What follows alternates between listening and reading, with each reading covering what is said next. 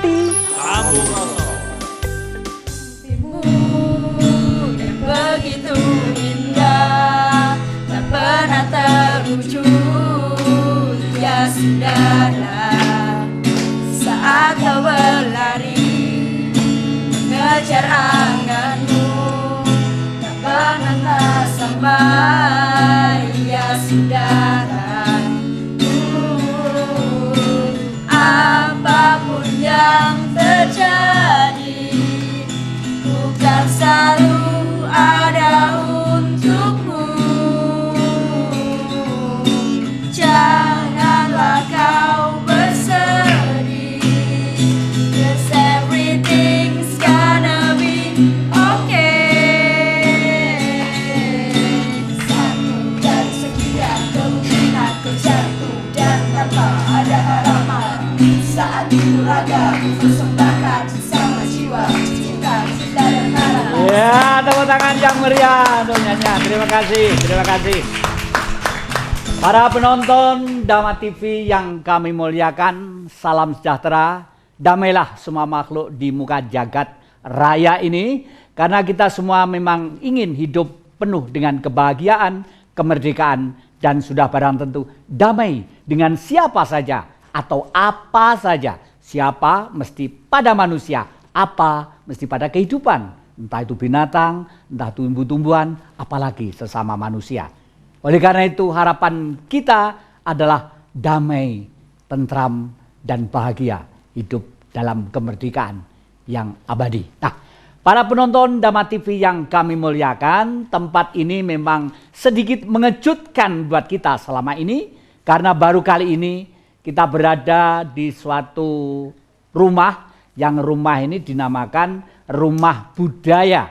Tepat juga kalau rumah ini dikatakan budaya, karena goresan-goresan tangan dari seorang pelukis, Ki Slamet ini kelihatannya apresiasi dalam gerakan tangannya banyak membaca tentang kehidupan-kehidupan dari zaman yang sangat enak sampai zaman yang sangat tidak enak. Nah, tinggal tergantung kepada kita bagaimana membaca, tapi rumah budaya ini penuh dengan makna dan arti yang tiada batas. Sudah barang tentu kita mengucapkan banyak terima kasih kepada Ki Slamet yang berdomisili di Desa Bumiaji di Kota Batu.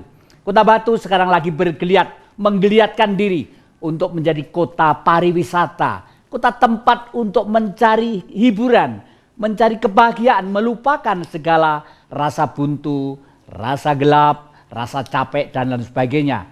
Kita para budaya menyebut lingkungan Batu, Kota Malang, dan Kabupaten sebagai Malang Raya.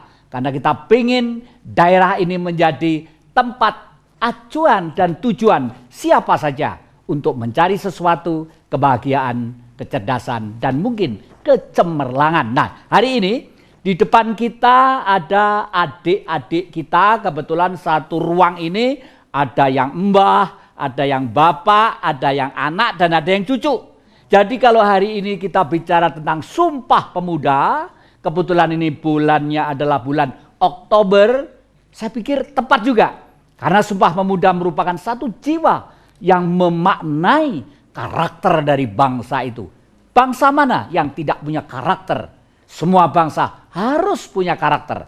Apalagi negeri kita terdiri dari kurang lebih 17.000 pulau. Dan kurang lebih sekitar 400 suku bangsa, bahasa, dan lain sebagainya. Hanya dengan karakter yang tegas itulah negeri kita menjadi kuat sentosa, segagah anak-anak dan cucu-cucu kita yang menyangga Ibu Pertiwi sebagai negara yang besar. Nah, Sumpah Pemuda adalah jiwa yang harus kita pegang teguh. Kita masuk ke dalam darah daging kita supaya kita menjadi bangsa yang tidak dilecehkan oleh bangsa lain karena tidak berkarakter. Nah, kali ini kita akan berbincang-bincang. Di sebelah kanan kami ini adalah pemilik rumah. Beliau adalah Ki Slamet. Tepuk tangan untuk beliau. Rumah ini sangat terbuka sekali bagi siapa saja yang pengen sharing, pengen berembuk bersama-sama, pengen mencari sesuatu yang mungkin di luar atau sendirian sulit dipecahkan. Mungkin siapa tahu kalau di tempat ini kita bersama-sama dengan teman handetolan, bersilaturahmi untuk mencari penerangan atau jalan yang lebih terang dari kebuntuan tadi itu.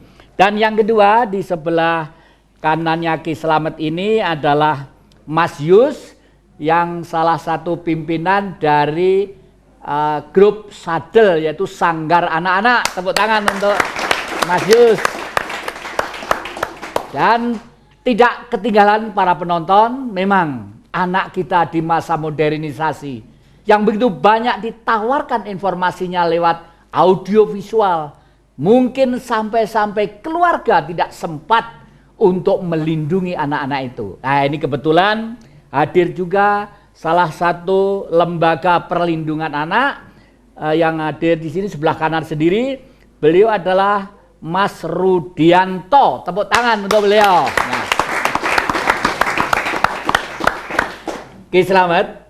Ki Slamet sebagai orang senior yang begitu tidak pernah pisah dari kegiatan budaya.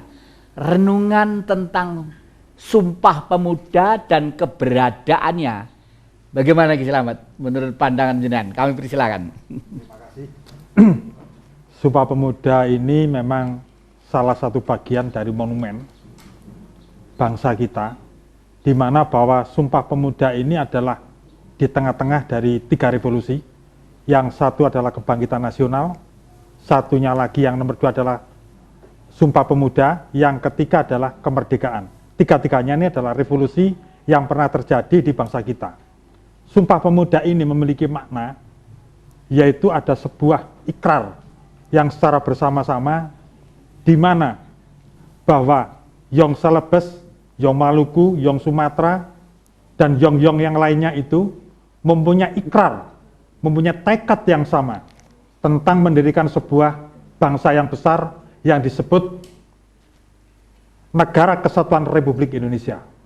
Di sini kita bisa melihat bahwa sumpah itu diwujudkan baik secara tertulis maupun secara tersirat, yaitu satu nusa, satu bangsa, satu bahasa. Di sini maknanya adalah bahwa mereka membawa panji-panji adat yang kurang lebih ada di Indonesia ini, kalau tidak salah ingat saya, hampir 800 adat yang ada di Indonesia. Itu semuanya punya ikrar yang sama. Panji-panji tersebut tentunya diharapkan bahwa kearifan lokal atau local wisdom ini bisa terakomodasi, bisa tertata secara baik, baik melalui sistem undang-undang maupun ideologi bangsa, dengan harapan bahwa bangsa Indonesia adalah bangsa yang tidak ada duanya di dunia, tidak ada duanya tentang kekayaan budayanya. Jadi saya pikir bahwa hari ini adalah sebuah kebangkitan yang tentunya mestinya harus ini, Sumpah Pemuda ini harus menjadi sokok guru dari semua persoalan bangsa. Di mana bahwa di sini antara keteladanan, antara ketekatan, antara eksistensi, antara bangga dengan lokal bangsa kita sendiri ini betul-betul bisa diwujudkan dalam bangsa Indonesia. Namun apa yang terjadi pada hari ini, kita semuanya ikut prihatin bahwa ternyata bahwa kegiatan-kegiatan Sumpah Pemuda ini hanya diisi seremonial, tidak kepada filosofi, tidak kepada spirit, tidak bisa menangkap energi yang pada saat itu diperjuangkan. Berapa banyak cita-cita yang kandas setelah pasca kemerdekaan, berapa banyak impian yang kandas setelah pasca kemerdekaan. Namun tidak ada kata terlambat bahwa di dalam era yang sekarang ini semakin memungkinkan banyak hal yang bisa menjadi tatanan yang bagus. Bagaimana bahwa pemuda ini harus memiliki skill, harus memiliki karakter, harus memiliki suatu potensi yang bisa dibanggakan oleh bangsa. Sehingga bahwa kita ini adalah bangsa yang besar, tentunya bahwa bangsa yang besar ini adalah bangsa yang memiliki sebuah tawaran-tawaran yang hebat tentang karya-karya yang sangat kreatif di tengah-tengah pelataran masyarakat dunia. Kira-kira begitu. Iya. Waduh, bukan main. Jadi beliau yang sudah setua ini masih merasa gelisah melihat keadaan tentang masyarakat dan negeri kita yang tercinta. Beliau melihat dari sisi karakter bangsa. Memang bicara tentang negara anak-anak, tidak lepas dari pemilik negara. Pemilik negara adalah manusia yang sering kita sebut dengan bangsa dalam arti budaya, atau rakyat dalam arti politik, atau orang per orang dalam arti manusiawi. Jadi yang dikatakan oleh beliau sangat pas sekali. Bagaimana tidak? 40% kekayaan dunia ada di Indonesia. Ya tambangnya, ya lautnya, ya mineral-mineralnya, segala macam. Belum budayanya. Jadi kalau kita anak-anak sampai sekarang itu terbayang-bayang, mukanya pucat karena gizinya kurang, lalu setelah lulus sekolah bingung, berangkat sekolah berpikir nanti bapak dan ibu saya bagaimana di rumah, apakah sudah mampu membelikan secangkir beras untuk adik-adik saya, dan lain sebagainya, atau merenung sambil berjalan, besok saya bagaimana harus membantu orang tua. Ini adalah suatu kondisi, suatu keadaan yang harus kita pecahkan bersama-sama. Nah, Mas Yus di daerah Kediri mendirikan sanggar anak yang dinamakan Sadel. Idealisnya itu bagaimana Mas? Kok sampai sadel itu kalau nggak mesti peralatan salah satu sepeda motor atau sepeda atau becak, biasanya untuk pantat ya, untuk pantat. Bagaimana Mas? Monggo. Ya. Kenapa saya kok memberi sebuah nama itu dengan nama sadel, Pak ya? Sadel berarti kan kita duduk itu kalau pengen nyaman di atas sadel. Nah, di dalam sadel ini itu kan banyak bermacam-macam orang dan bermacam-macam watak dan bermacam-macam kriteria orang-orang itu kita campurkan dalam sebuah karya, ya, sebuah karya kita tampilkan dalam sebuah adegan atau drama gitu Pak. Nah, itu memungkinkan untuk anak-anak ini bebas berekspresi, menyesuaikan apa yang dia inginkan. Jadi sadel ini adalah tempat bernaung setiap manusia. Itu Pak. Tidak mengkhususkan agama, kelompok, golongan, tidak. suku. Tidak. Jadi bersifat umum ya. Iya. Jadi ternyata cita-cita beliau mulia, adik-adik. Sadel mesti aktif. Nggak ada orang duduk di sadel mau tidur di situ, mau nongkrong, nggak ada. Kecuali kalau ngasuh sebentar sambil sandaran di pagar gini ya. Soalnya kalau nggak mesti jatuh gitu loh ya. Jadi dengan sadel itu orang mesti aktif, mesti harus mengayuh dan harus punya tujuan. Dan sadel memang satu sarana, satu perangkat yang namanya sepeda motor atau becak yang punya sadel. Itu tanpa ada sadelnya mungkin juga tidak akan bisa bekerja. Jadi sadel memegang peranan penting. Bahkan tadi digambarkan oleh beliau tidak mengenal suku, agama, kelompok dan lain sebagainya. Yang ada adalah anak-anak negeri ini ya. Dan saya salut kepada putra-putra Kediri yang di tengah-tengah kesibukan dan informasi teknologi yang mengganggu adik-adik masih sempat berkumpul. Nanti kira-kira bisa Mas diapresiasikan karyanya di sini sedikit nanti aja, bisa kira-kira? Nggih, nanti dalam fase yang lain. Nah, sekarang kepada Mas Rianto, Mas Rudianto, perlindungan anak di sini sampai batas-batas apa, di mana dan tujuannya apa, Mas? Ya, jadi saya Sekretaris Lembaga Perlindungan Anak Kota Batu. Jadi yang artinya Lembaga Perlindungan Anak ini itu sesuai dengan amanat undang-undang bahwa anak itu amanat undang-undang itu adalah 0 sampai sebelum 18 tahun. Jadi ini yang kita lindungi seperti itu. Artinya anak yang masih bayi atau yang masih janin itu benar-benar 0 itu sampai sebelum umur 18 tahun itu adalah masih dikategorikan anak seperti itu. Kemudian dalam makna lebih luas apa yang dilindungi, perlindungan anak dalam undang-undang itu salah satunya adalah perlindungan dalam hak mengeluarkan pendapat dan seperti itu. Artinya kalau kita hubungkan dengan Sumpah Pemuda ini adalah hak anak-anak untuk apa? Untuk membangkitkan kembali rasa nasionalisme yang pernah didengungkan 28 Oktober 1928 yang lalu. Semua menggalang kekuatan. Yang dimaksud pemuda zaman dahulu itu, setelah diteliti oleh para ahli, oleh para sejarawan, itu adalah anak-anak muda, masih umur 12 tahun, umur 17 tahun, umur 16 tahun, itu mereka sama-sama berjuang seperti itu. Sehingga dengan adanya perlindungan anak di sini, anak-anak kita lindungi semua haknya. Bisa berbicara, bisa ngomong juga. Dan ini semua pembangunannya adalah pembangunan untuk apa? Untuk negeri ini. Jadi kita lindungi semua haknya seperti itu. Para penonton Dama TV yang kami muliakan, berbicara masalah Sumpah Pemuda, mulai dari realita, api, semangat, dan apa yang harus kita hadapi, sampai dengan apa yang dikerjakan oleh Mas Yus dari anak-anak kita di Kediri ini, merupakan satu contoh bahwa pemuda-pemuda masih punya rasa keterpanggilan untuk membangkitkan jiwa pemuda dan anak.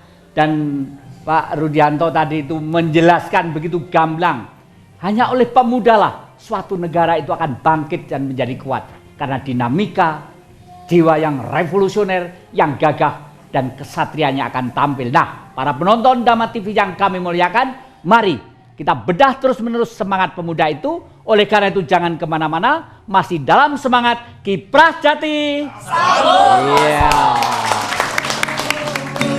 Apapun yang terjadi, bukan selalu ada untukmu. Janganlah kau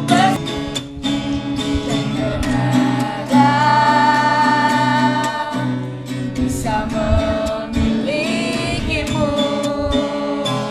Berbagai cara telah aku lakukan untuk dirimu. Dan aku mengorbankan hidupku. Buka hatimu, bukalah sedikit untukku.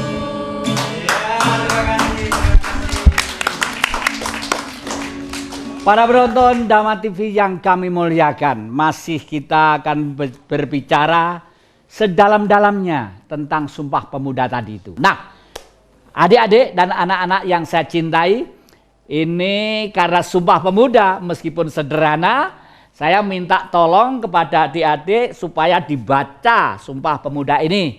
Ayo maju ke depan, yang laki satu, itu Mas itu ya. Sama Mbak ini ayo, salah satu. Sini. Nah. Ini namanya siapa? Nama saya Pandita. Siapa? Pandita. Pandita. Loh, si cilik kok jadi pendito? Pandita ya.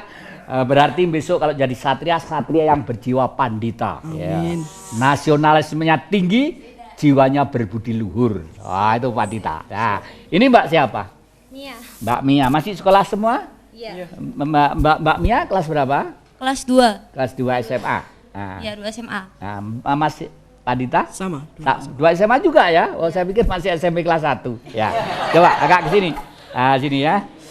Pegang, dibaca ini. Ayo, pegang salah satu. Tar.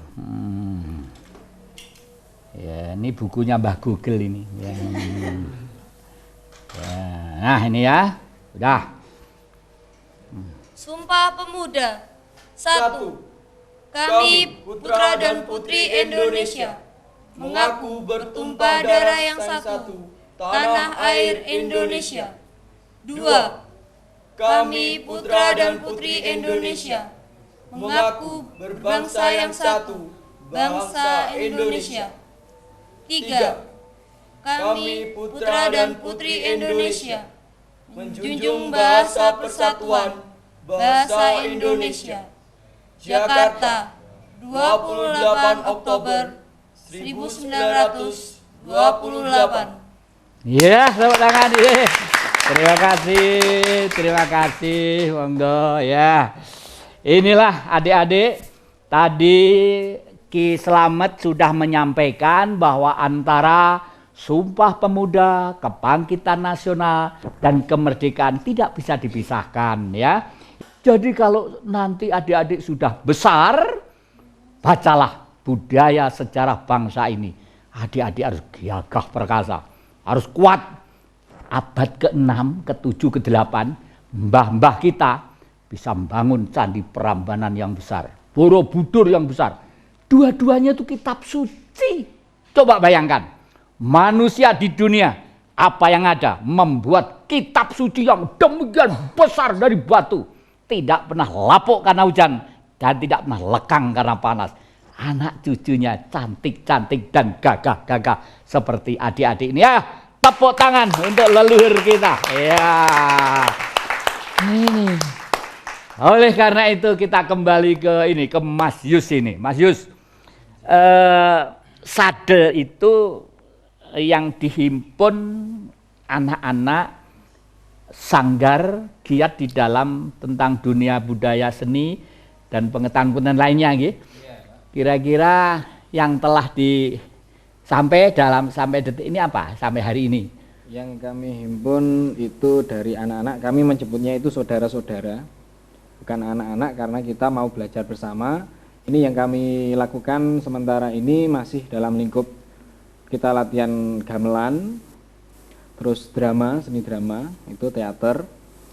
Dan ini ada teman kami juga mulai melatih alat perkusi.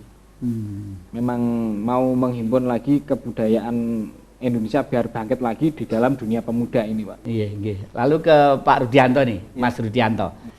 Kalau melihat kondisi anak-anak sekarang ini karena kesibukan ekonomi, kesibukan segala macam orang tua, ini gendala-gendala dan kesulitan-kesulitan di lapangan atau tantangan-tantangan sementara keadaan seperti ini dalam dunia kemasyarakatan, khususnya AB itu mengabaikan terhadap anak-anak itu, tantangan-tantangannya apa, Mas?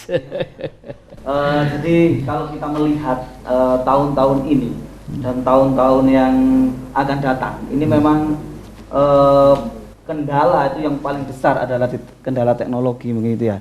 Yang juga ini mempengaruhi perekonomian yang sekarang ini sedang gencar-gencarnya untuk turun. Jadi gencar-gencarnya nggak menaik, tapi ini kondisi menurun sehingga masyarakat sekarang ini tentang anak itu sangat luar biasa. Kasus-kasus mengenai anak.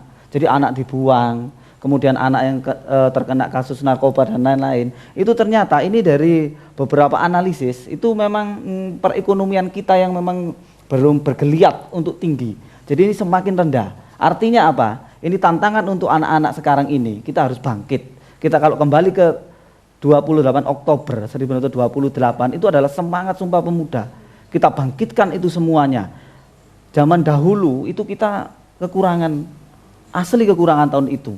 Jadi banyak keuangan kita yang belum seperti itu. Nah sekarang dengan tahun 2012 ini pasti kita akan bangkit. Dengan apa? Tidak melihat banyak kendala perekonomian kita hilangkan. Yang penting adalah semangat seperti itu. Iya, semangat. Ini yang disampaikan beliau. Tadi yang dimaksud anak itu umur 18 ke bawah. Sebelum umur 18, sebelum 0 berarti, sampai sebelum umur 18 tahun. Amanatnya undang-undang. 0 sampai 17 lah ya. 17 koma gitu ya. 17 koma ya dari Kianda. Coba bayangkan. Para pendahulu kita yang mendirikan Republik waktu berjuang anak-anak. Bung Karno itu umurnya masih 17, 18. Bung Hatta juga masih muda. Bung Sahrir, Bung siapa, pokoknya masih muda-muda. Artinya anak muda-muda itu cara berpikirnya masih begitu jernih. Dan mungkin sekarang karena kondisi aja. Saya sekarang pengen anak-anak mengeluarkan pendapat, usul, buantah, berontak dalam arti hati jiwa ya. Sampai di mana ini ya? Saya pengen ke situ, siapkan karena ini ruang ini untuk Anda. Silahkan anak-anak untuk berbicara apa yang dikehendaki. Nah, para penonton yang kami muliakan di Dama TV ini masih akan kita bedah, kita pengen mendengarkan suara mereka. Oleh karena itu, jangan kemana-mana, masih dalam semangat Kiprah Jati. Iya, ayo.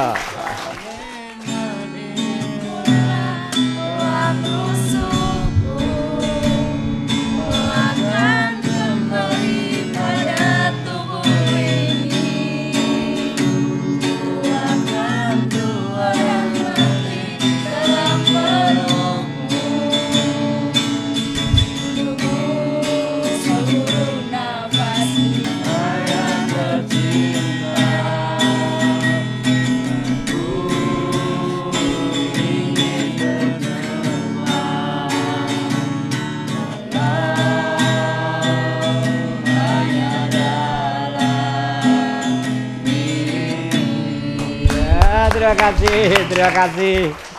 Sekarang waktunya anak-anak mengeluarkan pendapat, bertanya, mengeluarkan inisiatif, atau pegel ya, berontak. Berontak dalam arti tidak puas demi kehidupan masa depan yang lebih cemerlang gitu maksudnya. Silakan, siapa yang akan bicara? Ayo, semua. Sudah SMA semua ini ya. Harus, monggo, silakan. Siapa? Tentang apa monggo? Ayo, namanya sekaligus. Berdiri nggak apa-apa, berdiri ya. Ya. Nama saya Indri. Pak, saya mau tanya. Terkadang kita miris ya kalau kita ngelihat anak-anak yang harusnya itu menerima ilmu untuk membangun negeri ini, mereka harus gimana ya? Memopang kehidupan dengan mencari uang di jalanan. Itu gimana cara mengatasinya, Pak? Terima kasih. Indri sangat sensitif sekali, merasa iba melihat mereka yang mencari nafkah di jalanan. Kadang-kadang anak-anak kecil. Ayo yang lainnya, silakan. Ayo, monggo. Nih, siapa ayo? Tentang apa? Tentang kurikulum pendidikan, ya, monggo, silakan Mas. Namanya sekalian. Namanya Vian dari Komoditas Teater Hidup. Ingin bertanya, kenapa sekarang anak-anak muda itu kalau disuruh menyanyi lagu wajib itu tersenyum. Tersenyumnya ini tanda tanya besar, bisa dan tidak bisa. Kemudian kalau disuruh nyanyi, bilangnya dulu saya TK bisa, sekarang setelah SD dan sampai seterusnya itu lupa begitu. Bagaimana untuk menggiatkan lagu wajib saja supaya bisa, tidak hanya Indonesia Raya saja, tapi yang lain kan masih banyak. Terima kasih. Terima kasih. Ayo, satu kali lagi. Siapa? Ayo, silakan. Tentang apa? Ini Mbak, monggo, silakan. Mau tentang apa? Monggo. Ayo, enggak, ini yang laki, ayo laki, ganti, ya. Ada ya. Kalau begitu itu aja Pak, tolong. Ki Slamet. Dan nanti dijawab satu-satu, monggo silakan. Terima kasih. Jadi pertanyaan tadi bagus, tapi sekaligus mengiris hati. Artinya begini, jadi saya tidak langsung jawab pada pokoknya kenapa menjadikan anak-anak seperti ini. Sumpah Pemuda ini mempunyai satu spirit, di mana bahwa spirit ini mestinya zaman ini tidak harus mengenal umur. Sumpah Pemuda itu tidak ada umur sebetulnya. Karena spirit ini juga tidak mengenal umur. Siapapun, kapanpun, dimanapun, ketika orang ini mencintai Indonesia, maka Sumpah Pemuda ini adalah cara yang tepat. Karena apa? Sumpah Pemuda ini sebagai katalis. Pertama, pemerintah ini harus memiliki suatu regulasi, tentunya di bidang pendidikan. Itu yang pertama, pendidikan. Kenapa saya katakan pendidikan? Tadi disampaikan oleh adik-adik, kenapa kok begitu menyanyikan lagu wajib kok tertawa? Antara mengerti dan tidak, antara melecehkan atau cuek. Ini karena apa? Di pendidikan kita tidak diajarkan sekarang pola-pola yang bersifat ideologis tentang wawasan kebangsaan secara mantap, secara benar, secara bahwa ini adalah milik kita, itu tidak diajarkan. Yang sekarang diajarkan, yang paling banyak adalah matematika. Jadi hal-hal yang bersifat pikiran murni, tidak ada hati untuk mendekati itu. Makanya pemerintah ini perlu melihat Sumpah Pemuda. Yang kedua, masalah strategi budaya. Bangsa kita ini sekarang ini sedang mengalami suatu degradasi, atau barangkali memang apakah Sumpah Pemuda, bahkan mungkin Pancasila sekarang itu sengaja betul-betul ditinggalkan. Artinya kalau sekarang kita melihat berbagai macam konteks, mulai dari pusat sampai ke daerah, tentang diskusi-diskusi, saya tidak pernah melihat menyentuh bahwa Pancasila itu apa sih gunanya untuk kita. Sumpah Pemuda itu siapa itu, makanan apa. Itu rasanya itu tidak pernah ada satu momen yang betul-betul membahas bahwa itu adalah darah kita, bahwa itu adalah spirit kita ketika Indonesia dulu sebelum jadi Sumpah Pemuda yang mendorong Indonesia jadi. Yang ketiga, masalah identitas. Kita ini melihat Sumpah Pemuda ini jelas ada identitas. Karena Sumpah Pemuda ini berangkat dari panji-panji adat. Tidak berangkat sendiri. Makanya mereka mengatakan, selalu kalimat itu dikatakan kami. bukan saya, bukan aku. Bahwa di sini ada masyarakat Patembayan yang dibawa. Ada sesuatu tentang kebersamaan, tentang kekerabatan, tentang kebanggaan akan sebuah daerah, tentang kebanggaan akan Indonesia. Makanya Indonesia bisa merdeka. Yang ketiga, Sumpah Pemuda ini harus menjadi politik kebangsaan. Tetapi saya menangkap bahwa sekarang ini agak susah. Makanya kalau sekarang ini ada, katakanlah tadi disebutkan, ada anak yang sekarang ini menjadi gamang hidup, atau tidak memperoleh kehidupan secara layak, tadi yang saya tangkap seperti itu, atau barangkali juga tidak mendapat pendidikan yang baik, yang benar, atau tidak ada kesempatan untuk mengenyam menjadi pandai, untuk menjadi pintar, untuk menjadi bangsa yang berkualitas. Barangkali ini ada persoalan kasus, tetapi ketika kita melihat Sumpah Pemuda di dalam regulasi pemerintahan yang akan ditata, yang saya sebutkan tadi, barangkali ini juga solusi-solusi yang mestinya di pusat sampai ke daerah ini harus ada satu sikap yang arif. Di daerah tentunya harus mengangkat hal-hal yang bersifat lokal, kearifan lokal, muatan lokal. Ini saya nangkep bahwa ini ditaruh di ekstrakurikuler. Ini menjadi aneh. Kalau menurut saya, bangsa kita itu tidak perlu teknologi tinggi menurut saya. Tetapi ketika kita melihat budaya kita, itu aja yang diangkat. Kita tidak akan kekurangan sandang pangan. Kita akan menjadi bangsa yang besar. Karena 800 adat kita itu adalah sebuah ideologi sebetulnya. Seandainya ideologi ini dulu tidak dibangun dengan baik, saya yakin ideologi adat ini, Indonesia tidak akan pernah ada. Karena Indonesia dibangun dari ideologi adat, sehingga muncul saat mengerucut apa yang disebut namanya Pancasila. Saya banyak melihat ketika orang diwawancarai, sila keempat apa? Bingung. Tidak ngerti dia. Sila ke-1 meloncat. Persatuan Indonesia katanya begitu. Nah, sehingga di sini mindset ini sudah tidak menjadi orang kita. Kenapa? Karena di sekolahan kita tidak pernah disuruh menghafal Pancasila. Kalau dulu sewaktu Pak Jati ini kecil, saya juga masih kecil, kalau tidak bisa yang namanya baca Pancasila, yang namanya guru ini bawa jidaran, bawa apa garisan, ditutup dengkul kita itu. Loh ini karena apa? Ini ajaran. Kalau tidak ngerti Sumpah Pemuda, disuruh baca nggak bisa. Tadi masih dibantu membaca, disuruh menghafalkan itu. Kalau tidak bisa, kepala bisa dicita. Nah ini karena apa? Ini ditanamkan ideologi, ditanamkan darah leluhur kita ketika bangsa ini jadi negara. Nah inilah sehingga kita melihat sekarang ini seharusnya kita tidak diarahkan kepada kasus, tetapi bangsa kita ini kenapa sekarang menjadi rentan? Karena Sumpah Pemuda sebagai katalis dari semua kepentingan bangsa ini tidak diangkat di permukaan, tidak dijadikan ideologi untuk mendekati, salah satunya untuk mendekati Pancasila. Pancasila tidak bisa didekati dengan cara lain kecuali Sumpah Pemuda. Karena kebersamaan itu.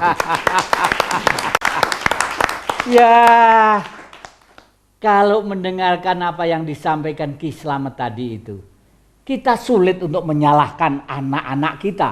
Karena anak-anak ini adalah hasil dari apa yang dikerjakan orang tua-tua, baik cara berpikir mereka, hidup mereka, atau kegagahan mereka. Nah, Pak Rudianto ini, kalau Pak Yus kan sudah jelas ya, sekarang sudah memulai merajut yang muda-muda dengan sadel tadi itu untuk mengayuh ke depan yang lebih sempurna, jauh dari narkoba, jauh dari hiruk pikuk dogem yang tidak ada artinya dan lain sebagainya. Lah Pak Rudi, tentang anak-anak jalanan yang ditanyakan adik-adik tadi itu sampai di mana Pak Rudi memperhatikan tentang hal itu? Ya, terima kasih. Itu adalah pertanyaan menggugah. Artinya anak-anak yang sekarang ini jenengan semua adalah masih muda, itu adalah punya jiwa sosial seperti itu adalah sangat luar biasa. Jadi kalau kita melihat perkembangan anak-anak, jadi di Jawa Timur, kita ngomong Jawa Timur, soalnya ada beberapa kota, itu kita permasalahan anak itu ada 9 pokok permasalahan anak yang itu harus segera dientaskan. Salah satunya adalah anak jalanan. Ini sangat kompleks sekali karena perjalanan anak jalanan itu, ya, itu jalannya dari Surabaya pindah ke Kediri, yang Kediri ini putar terus. Jadi terjadi apa ya? Terjadi perputaran yang itu memang ada semacam bentuk jaringan yang luas. Dan ini salah satu yang akan diperhatikan oleh Komisi Perlindungan Anak Indonesia, yang LPA adalah salah satu bagian dari itu. Itu kita nanti akan membendung seperti itu. Kita buatkan seperti rumah singgah dan lain-lain. Dan kita yang unsur dari LPA ini sebagai unsur swasta yang bergerak dalam pembinaan terhadap anak-anak. Jadi kita sudah banyak melakukan hal-hal, terutama kita merekomendasikan kepada pemerintah. Artinya kita rekomendasikan satu untuk membentuk rumah singgah, kita bentuk forum anak. Yang sekarang ini forum anak itu sudah mulai tingkat desa sampai tingkat nasional sudah ada. Mungkin nanti di beberapa kota ini akan juga berdiri. Jadi kita akan mengawal bagaimana anak-anak itu jangan sampai tertindas, apalagi termiskinkan oleh negeri yang kaya seperti ini, Bapak. Seperti itu. Ya. Aduh. Andai kata para politik praktis mendengarkan apa yang disampaikan oleh Ki Slamet dan Pak Rudianto tadi itu, mungkin mereka akan mencanangkan melahirkan satu peraturan, undang-undang atau ketetapan atau perda mungkin yang mengarah mereka tidak sampai ke situ. Memang sementara ini kita melihat mereka yang ada di sana memikirkan jauh ke atas dan bahkan kadang-kadang lupa kalau dulu berangkatnya dari bawah.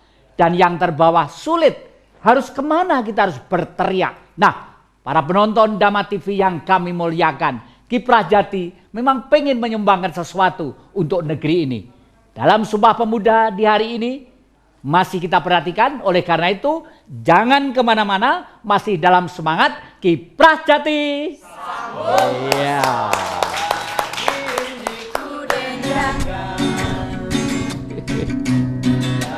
Yang ingin ku nyanyikan,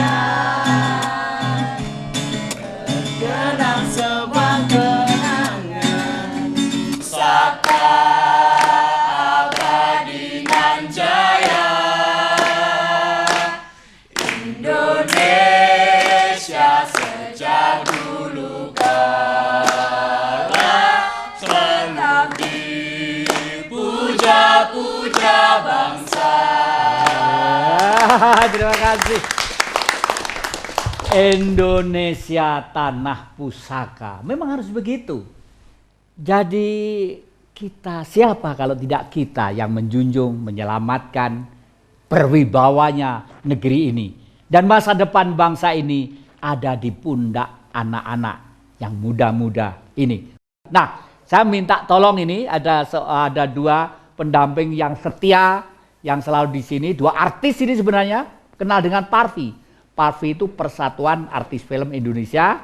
Ini ada tukang buat film namanya KFT, Karyawan Film dan Televisi, dan juga ada Parvi, Persatuan Artis Film. Ini minta Pak Anu dulu, nggih. Monggo, silakan. Terus langsung, Pak. Bismillahirrahmanirrahim. Assalamualaikum warahmatullahi wabarakatuh. Salam. Alhamdulillah. Ini tadi saya sangat prihatin sekali. Namanya Pak? Nama saya Didi Bambang Basuki, komoditas saya di Parvi Jatim. Kebetulan kami selalu mendampingi Dama TV bersama Mas Jati dengan kiprah jatinya. Kebetulan saya itu, maaf Mas Jati, saya lanjut dari pembicaraan Mas Jati tadi itu di daerah Inggris di mana-mana wajib militer itu memang luar biasa. Sedangkan di Indonesia sendiri dulu, mohon maaf, dulu itu ada. Contohnya saya ini cata wamil, wajib militer, diharuskan wajib militer. Saya ini wajib militer. Saya kirim di Timur juga pernah, ke Aceh juga pernah. Saya wajib militer dan saya dulu itu 5 tahun itu wajib militernya, baru saya diangkat jadi pegawai negeri. Istilahnya kalau sekarang pegawai negeri, dulu dimasukkan dalam. Dulu kami itu kan di 4 angkatan, ada polisi, ada angkatan darat, ada di angkatan laut dan pun AU. Yang sangat memperhatikan sekali, sekarang ini mengapa wajib militer juga dihapuskan? Soalnya dihapuskan, soalnya tidak ada, tak terdengar lagi. Jadi kesatuan dan persatuan antar korup, antaraan itu juga berkurang sekali. Inilah. Jadi dengan adanya saya juga ikut prihatin sekali. Sekarang bahkan kadang-kadang dulu itu masih tentara sama polisi gontok-gontokan sampai perang. Perang artinya berkelahi yang sangat memalukan sekali. Jangankan satu korup pun kadang-kadang kita berebut. Ya berpajang, kalau dulu jiwaku itu ada kamu sakit, aku juga sakit. Nah sekarang tidak ditanamkan. Jadi mohon solusinya nanti mungkin Mas Jati menemukan solusi. Ini tolong dilanjutkan untuk wajib militer tadi itu. Jadi seolah-olah kita itu di wajib militer dengan gagahnya, dengan memang betul-betul mengabdi pada negara. Sedangkan bayaran saya dulu cuma 13.600 aja sudah mampu untuk itu. Karena hati kita itu memang betul-betul wajib militer. Kami juga istilahnya membela negara. Jadi negara dan membela bangsa. Demikian Mas Jati, mohon maaf. Terima kasih. Nah, coba dengarkan anak-anak itu. Di Inggris, anaknya Ratu Inggris, Pangeran Charles, itu juga latihan militer. Bukan berarti dia harus masuk militer, tapi wajib militer, kata Pak Didik tadi itu. Jiwa satria, aku adalah satria bangsa ini. Siapa lagi kalau tidak pemuda-pemuda ini yang menjaga. Pemuda itu artinya ya putra, ya putri. Nah, Mas Dimas Agus, silakan untuk mengusulkan format apa kepada anak-anak tentang pemuda dan bangsa. Monggo. Terima kasih, Ki Jati. Selamat malam untuk pemirsa Dama TV. Nama saya Dimas Agus, kebetulan saya insan film. Dan saya ingin berjuang Indonesia itu dari film, merubah Indonesia dari film.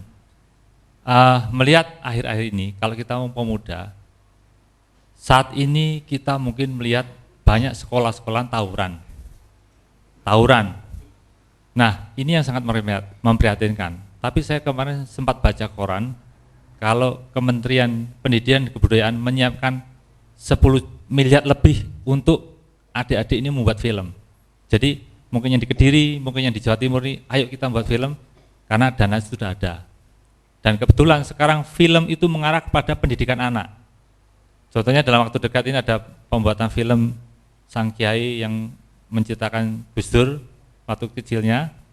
Nanti ada juga film Trip Tentara Pelajar. Ini dibuat karena melihat situasi sekarang ini, adik-adik kita ini sudah egois untuk berkelahi. Nah, ini kita ingin memflashbackkan bahwa dulu itu adik-adik pelajar itu juga berjuang. Di dunia itu ada tentara itu cuman pelajar itu cuman ada 2 negara, di Indonesia dan Afghanistan. Dan kita sangat mempertahankan proklamasi kemerdekaan itu dengan ya pemuda-pemuda itu yang 10 November itu. Jadi kalau kita melihat flashback Sumpah Palapa itu kan bisa membuat Mojopahit itu bisa sepertiga dunia di tangan Mojopahit.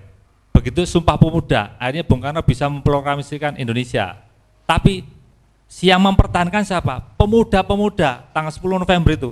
Karena Inggris yang bonceng ke Surabaya itu nggak tahu kalau pemuda-pemuda Indonesia itu banyak. Mereka udah berpikir tentaranya di Surabaya itu paling sedikit, paling diserang paling udah remuk gitu loh. Tapi ternyata pemuda-pemuda, pelajar-pelajar itu bisa merebut senjata-senjata dan memporak-porandakan tentara Inggris dan sekutunya. Nah, kalau kita melihat film itu penting karena apa? Pendidikan kita selama kurun waktu 20 tahun ini itu sudah sangat merusak moral anak-anak. Contohnya dulu Pak Gatot Kusumo itu pernah membuat film Tentara Pelajar, itu judulnya Senapan dan Pena. Tapi sama Orde Baru itu tidak boleh ditayangkan. Karena itu nggak tahu alasannya apa, nanti membangkitkan semangat pemuda apa gimana nggak tahu. Tapi sekarang justru ada versi lain yang membuat, dan saya kemarin sempat buka skenario, ternyata itu masih ada, belum difilmkan. Jadi sekarang film mulai mengarah ke membangkitkan generasi muda untuk mencintai Indonesia. Kalau bangsa lain aja sudah mencintai Indonesia, contohnya produksi film di Bali, di mana tuh udah budaya Indonesia yang diangkat. Hollywood sudah mengangkat budaya Indonesia, dari Borobudur sampai Bali itu sudah diangkat, sedangkan kita enggak. Makanya sekarang kita buat sulit, film sudah nggak sulit, karena tidak bertetek bengek. Sekarang adik-adik ini yang remaja ini, ayolah kita yang mau buat film, ayo buat film. Kalau yang mau pencinta anak, ayo kita pencinta anak. Karena Mas Dimas, saya usul ya, ini mumpung inget ini. Ini sadel ini kan nanti arahnya itu supaya adik-adik ini sebagai satu kelompok pengen berprestasi di bidang budaya seni dengan segala bentuknya gitu ya. Andai kata sewaktu-waktu sampean dan para ahli-ahli pembuat film, kalau adik-adik pengen membuat film sederhana tentang Kediri, Parvi dan KFT sanggup diundang ke sana untuk memberi workshop gitu atau pendidikan? Sanggup, sangat senang Sanggup sekali. Ya. Malah saya mengharapkan undanglah kita, jangan memikirkan biaya. Kalau selama saya masih bisa jalan ke Kediri, jalan ke Jawa Timur, itu akan saya tempuh. Contohnya mungkin di Batu ini nggak ngerti, sebetulnya yang memprakarsai Festival Film Indonesia tahun 2009 itu adalah saya, Mas Jati, dan teman-teman yang di film ini. Jadi saya angkat bahwa Jawa Timur itu bisa dibuat tempat festival film. Waktu itu Pak Dirjen ngomong, ini baru Batu Pak yang bisa ramai gini. Kita masih punya dari Sumenep sampai Tuban, dari Banyuwangi sampai Pacitan, itu kita masih punya daerah-daerah wisata. Baru Batu ini bisa meledak dengan festival film. Nah, masih bisa punya Kediri, masih punya Blitar, itu belum kita garap. Seperti katanya Pak Slamet tadi, kita itu sebetulnya nggak usah ngomong industri yang tetek bengek. Budaya kita, pariwisata Jawa Timur itu kita bangkitkan, pasti melebihi Bali dan Jawa Tengah. Itu Pak Jati, terima kasih. Ya, terima kasih. Jadi ini bisa diangkat Mas Yus, dicatat, nanti minta teleponnya sewaktu-waktu adik-adik di Kediri nanti mendapat pelajaran bagaimana menjadi artis gitu ya, seperti idol sekarang ini ya gitu ya. Jadi dari situ siapa tahu kalau nanti bisa berkarya, dan setelah itu adik-adik nanti dengan cerita singkat ya diedarkan lingkungan kita. Jiwa nasionalisme Pancasila, jiwa patriotisme, jiwa pemuda, sumpah pemuda, jiwa 10 November, jiwa 17 Agustus harus ditanamkan. Nah, Ki Slamet dengan mas-mas, tolong pesan-pesan terakhir yang harus disampaikan kepada anak-anak ini. Monggo dimulai dari Ki Slamet dulu. Yang pertama saya ingin sampaikan, stop politik balas dendam. Jadi bangsa kita ini dari generasi ke generasi, namanya di kekuasaan yang paling kita lihat itu terjadi saling tindih menindih karena masalah kepentingan. Ini saya pikir mestinya harus sudah mulai dihentikan, harus tidak perlu dilanjutkan kembali, sehingga bangsa ini supaya sehat. Karena apa? Contoh, hanya sedikit uang aja yang jadi persoalan, semua negara ini energinya habis untuk memikirkan itu.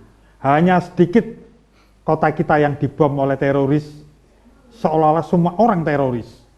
Seolah-olah teroris itu dibikinkan begitukan, tetapi itu semuanya itu fenomena. Nah ini hal-hal seperti ini di politik itu harapan saya janganlah politik balas dendam ini dilanjutkan. Itu yang pertama. Yang kedua, jangan melupakan sejarah. Jadi kita itu punya sejarah panjang bangsa Indonesia itu. Dari zamannya pedang kemulan sampai sejarah kontemporer sekarang ini. Saya ingin bahwa para pendahulu kita, baik yang baik maupun yang tidak baik, tolong itu ditulis kembali. Karena warisan apapun yang terjadi, mereka pernah mencatat sejarah. Kita pernah mencintai Pak Harto, tapi pernah kita diajari untuk membenci Soeharto. Demikian juga Soekarno, kita pernah diajari mencintai juga membenci.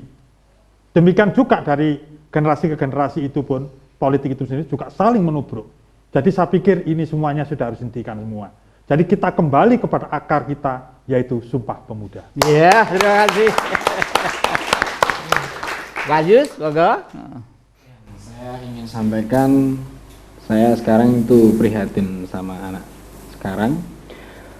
Karena apa? Saya melihat itu banyak anak-anak zaman sekarang itu melupakan yang namanya ramah, yang namanya sopan santun, yang namanya unggah-ungguh ke orang yang lebih tua, ke gurunya. Makanya dengan adanya Sadel ini, saya ingin teman-teman yang lain yang selain dari Sadel pun bangkitkan budaya kita, dan jangan pernah kita menganggap remeh orang yang lebih tua dari kita, dan jangan pernah kita itu menganggap diri kita sebagai orang yang tidak punya unggah-ungguh. Jadi pesan saya untuk adik-adik semua yang ada, mari kita bangkitkan budaya, mari kita bangkitkan unggah-ungguh, mari kita bangkitkan ramah tamah, biar Indonesia ini lebih bangkit kembali. Terima kasih. Ya, ya, Pak Rudi. Jadi kalau saya di sini itu adalah memprovokasi, mengajak semua yang ada di sini untuk apa? 28 Oktober 1928 itu adalah menggalang kekuatan rakyat, yaitu kekuatan para pemuda. Ayo kembalikan pemuda ini bisa memperjuangkan, bisa mengangkat harkat bangsa dan negara Indonesia tahun-tahun berikutnya. Ya, terima kasih. Kesan-kesan terakhir dari beliau sangat menyentuh hati yang terdalam. Baik Ki Slamet, Mas Yus dan Mas Rudi tentang Sumpah Pemuda ini. Di sini memang kelihatan sangat sederhana, tetapi kelihatannya dengan kesederhanaan ini penuh dengan luapan kejujuran dan kesederhanaan. Karena kejujuran dan kesederhanaan adalah suatu sifat yang mengarah pada kesempurnaan. Negeri yang beribu-ribu pulau, ratus-ratus adat, bermacam-macam corak ragapan kearifan lokal, tetapi bisa sayuk-sayek saikoproyo, gotong royong, Eka Dharma Eka Putra Nusantara, Bhinneka Tunggal Ika, Tanhana Dharma Mangrua. Itulah Indonesia. Nah, para penonton Dama TV yang kami muliakan, kami mengucapkan banyak terima kasih, baik dari kawan-kawan, dari teman-teman yang ada di daerah Tuban, Lamongan, Kediri, Mojokerto, Tulungagung, Trenggalek, Malang Raya, dan sebagainya. Oleh karena itu pesan kami setiap hari Minggu jam 7 sore dan Senin 12 siang, jangan lupa setel Kiprah Jati dengan semangat, sudah barang tentu semangat, Kiprah Jati. Ya, terima kasih, terima kasih. Matur nuwun. Pemudi-pemuda Indonesia.